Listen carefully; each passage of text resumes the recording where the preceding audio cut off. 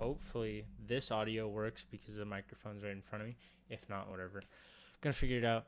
But what's up, you guys? It's Pierce from Mercy, and today I'm gonna be showing you, I guess, how I ended up shooting this M3, how to edit photos, whatever. I don't know, whatever I'm gonna title this. So what happened was I was just hunting for spots, and I ended up coming across Precision Dynamics, a really cool shop out of SoCal. Go hit them up on Instagram if you need any work done. I think they specialize in Euro cars, mostly Beamers I saw there. But yeah, they were really cool. I asked the manager if I could shoot them just working. I ended up coming up with some sick photos just of them working. So I'm going to show you guys how I edited them. And then I ended up shooting one of their guys' M3s a little bit later. About like 30 minutes after I just showed up, I ended up shooting this crazy M3 on like HREs, so that was fucking sick. So I'm gonna show you guys how I edit it. First, I'm gonna start off with this photo. So I edit in Lightroom, Adobe Lightroom. It's pretty standard for people to edit with.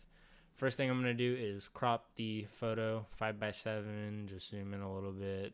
That's pretty good. Honestly, I'm not too specific with the crop. It's pretty well exposed. We're just going to add it a little bit. It's not going to hurt. Then we're going to turn the contrast down, highlights down a little bit, not all the way.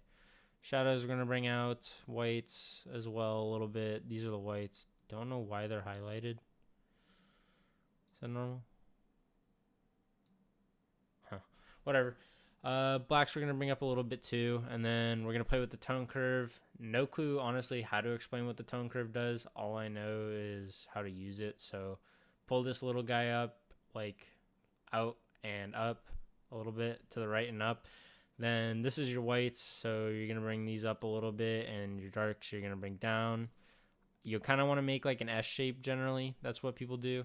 So I just do 3 points. I know you can do, some people do like 7 points. I really don't find a use for it. At least I'm not good enough to do it or whatever. Temperature we're going to bring up a little bit because I'm going to end up making the photo really cold anyway. Saturation we're going to bring down to 20. That's pretty good. This photo wasn't perfectly in focus. I can't lie. It was actually really out of focus. Or noisy at least, but it turned out, it's going to turn out pretty fine for Instagram. Whatever, babbling. So onto the aquas. First thing, I'm going to bring the color of the like teal, like out to a teal, I guess, rather than like an aqua. Saturation up and the luminance up as well, so they pop more.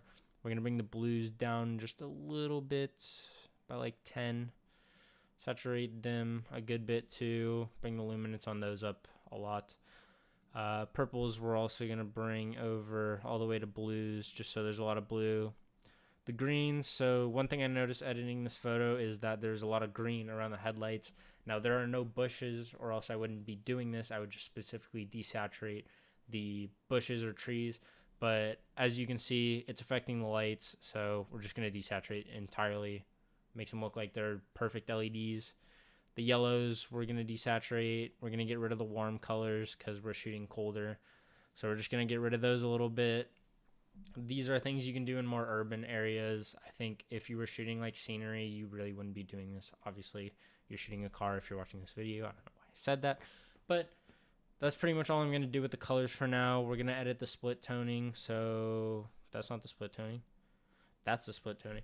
So we're going to do shadows. We're going to do like 220 and then like 10. And then we're going to do, put that down a little bit. And then we're going to do like 215. And then we're going to do like 10 as well. So it gives a nice blue look. So obviously what split toning does is it changes the tone of, you got your highlights and your shadows, and the little slider in between chooses which one it's more weighted towards. So I'm actually going to go to the highlights more because the shadows are already like dark enough, or blue enough. Normally I keep it more towards the shadows though when I'm shooting like night photography. So next we're going to remove chromatic aberration. That kind of has to do with around the headlights. You can kind of see a little bit of change there, but we're going to maybe bring some clarity into the photo, add a little vignette, you know, something, make it look a little bit more dramatic, I guess, and then pretty much done. Normally I would add like, I don't know, I would brush around the headlights and maybe turn the highlights down, but I honestly like the more raw kind of look of this photo. Honestly, looks really good. Maybe I'd play with the color settings if I don't really like them too much, you know. Honestly, after you edit your photos, always mess with the color. Like, honestly, that's a little bit better. It's not entirely blue. Usually I would like also turn the exposure of the front windshield down so it looks tinted. It just honestly takes away from the distraction of what reflections might be in there. Adds more attention to the actual car itself rather than just staring at some reflection in a windshield. So next thing I do after I'm editing, when I'm editing a set of photos like this, is I'm just going to make a preset. So I've already made a bunch because I've done this video like 3 times. But what you do, click here, create preset. It's different in Lightroom Classic, but it's relatively the same. I think you would go up here to like edit and then whatever. But we're just going to name it, I don't know, just Beamer. Let's just name it Beamer. Make sure you don't have tools selected. You don't want to use the tools. They're not going to translate onto another photo. So up next, we're going to do this wide angle photo I shot with a 24 wide angle lens. We're just going to crop it, not too specifically. I'm not trying to waste all your guys' time. Then we're going to go to presets and we're going to go to Beamer. Honestly, it looks a little bit too blue.